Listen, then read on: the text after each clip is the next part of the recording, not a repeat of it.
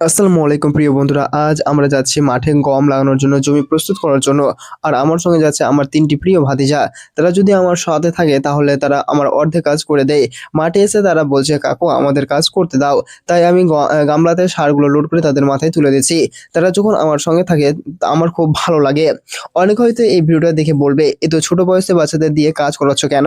কিন্তু একটা কথা পরিষ্কার করে বলি, এরা কেউ জোর করে কাজ করছে না। এরা নিজের ইচ্ছায় নিজের আনন্দে আমার পাশে এসেছে। আজকের বাচ্চারা শুধু মোবাইল আর গেম জানে, কিন্তু এই বাচ্চারা মাঠের গন্ধ চেনে, পরিশ্রমের মানে বোঝে, আর শেখে কাজকে কখনো ছোট ভাবতে নেই। আমি ওদের দিয়ে কোনো ভারী কাজ করাই না, না এমন কিছু যা ওদের বয়সের জন্য ক্ষতিকর। ওরা খেলতে খেলতে একটু সাহায্য করে, আর সেই সাহায্যের মাঝে গড়ে ওঠে দায়িত্ববোধ।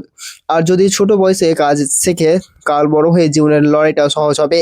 বাচ্চাদের হাতে শুধু মোবাইল না দিয়ে যদি একটু কাজ, একটু শিক্ষা, একটু মূল্যবোধ দিও, তাহলে ওরা মানুষ হবে, শুধু বড় হবে না। আমাদের এই ছোট ছোট কাজের মধ্যে আমরা শিখি যে সহযোগিতা ও ভালোবাসার শক্তি সবকিছুকে বদলে দিতে পারে। এই শিশুদের সরল পরিশ্রম ও নিষ্ঠা আমাদের মনে করিয়ে দেয় যে জীবনটাকে আমরা যত বেশি ভালোবাসা ও একতায় কাটাবো, ততই সেটি সমৃদ্ধ হবে। আমরা যখন একসাথে কাজ করি তখন প্রতিটি মুহূর্তে আমরা শিখি কিভাবে কঠিন কাজও সহজ হয়ে যায় ভালোবাসার ছোঁয়ায়।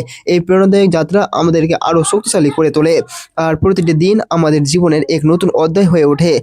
আমার ছোট ছোট ভাতিজারাও যদিও কিছু করতে পারেনি, তবুও তাদের উপস্থিতি আমাদের জন্য অনেক মানে রাখে। আমি আর আমার বড় ভাই মিলে সার ছিটাচ্ছি, আর ওরা আমাদের দেখছে, শিখছে। এই ছোট ছোট ছেলেরা মানে মাঠে এসে খেলার বদলে কাজ করছে, সেটাই বড় ব্যাপার। মোবাইলে ব্যস্ত না থেকে আমাদের সাথে সময় কাটাচ্ছে, এতে ওদের শেখার সুযোগ হচ্ছে। আজ আমি আর আমার বড় ভাই একসাথে জমিতে সার ছিটাচ্ছি। অনেকে ভাবে এই কাজ খুব সাধারণ, কিন্তু আমাদের কাছে এই কাজটাই স্বপ্নের শুরু। দুই ভাই মিলে যখন মাঠে নামি, তখন শুধু জমিতে সার পড়ে না, পড়ে ভবিষ্যতের বীজ। এই মাটির সাথে আমাদের ঘাম মিশে আছে। এই পরিশ্রমই একদিন আমাদের পরিচয় বানাবে।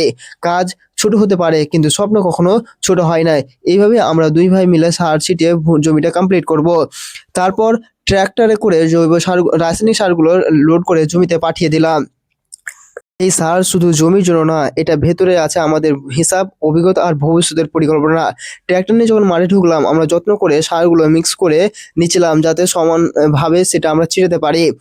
কারণ কৃষিকাজে একটু এদিক ওদিক হলেই ফসলের উপর তার প্রভাব পড়ে। অনেকেই ভাবে এই কাজ সহজ, কিন্তু যারা মাঠে নেমে ঘাম ঝরায় তারাই জানে মাটির সাথে যুদ্ধ মানে কি। আজ আমরা সার দিচ্ছি, আর কাল এই মাটি আমাদের পরিশ্রমের ফল সোনালী ফসল হয়ে ফিরিয়ে দেবে ইনশাআল্লাহ। সব প্রস্তুতির পর এবার আসল কাজ হচ্ছে গম ছিটানো। এখানে আমরা 23 কাঠা জমির জন্য 30 কিলো গম দিয়েছি। গমের পরিমাণটা বেশি দিয়েছি, তার কারণ হচ্ছে এই জমিতে ধান লাগা ছিল, মাটিটা খুব একটা ভালো হয়নি। হাত দিয়ে যখন একটা গম মাটির বুকে ছিটিয়ে দেব, মনে হবে স্বপ্নগুলো বুনে দিচ্ছি এই জমির ভেতরে। প্রতিটা গমের ভেতরে লুকিয়ে আছে নতুন একটা সম্ভাবনা, নতুন একটা সকাল। আজ আমরা গম ছিটালাম, আর ইনশাল্লাহ কিছুদিন পর এই মাটি আমাদের পরিশ্রমের জবাব দেবে। গম ছিটানোর পর এবার ট্রাক্টর দিয়ে চাষ শুরু করলাম। ট্রাক্টরের শক্ত চাকার নিচে মাটি উল্টে যাচ্ছে, আর সেই সাথে জমি তৈরি হচ্ছে নতুন জীবনের জন্য। এই চাষ শুধু জমি নরম করার কাজ না, এটা আমাদের আগের সব পরিশ্রমকে একসাথে মিশিয়ে দেওয়া। ট্রাক্টর যতবার সামনে এগোচ্ছে, ততবার মনে হচ্ছে আমরা আমাদের স্বপ্নকে আরো গভীরে বুনে দিচ্ছি এই মাটির ভেতরে।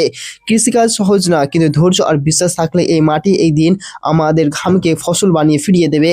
চাষের পর এবার জমিতে জল ছিটানো। মাটির উপর যখন জল পড়ছে, মনে হচ্ছে মাটি যেন স্বস্তির নিঃশ্বাস ফেলছে। এই জল শুধু জমিকে ভেজাচ্ছে না, এটা আমাদের পরিশ্রমকে জীবন দিচ্ছে। প্রতিটা ফোঁটা জলের সাথে আমাদের আশা আর দোয়াও মিশে আছে। আজ আমরা জল দিচ্ছি, আর আল্লাহর রহমতে এই মাটি খুব শীঘ্রই সবুজ ফসলে ভরে উঠবে ইনশাআল্লাহ। সবাই দোয়া করবেন, ভালো থাকবেন।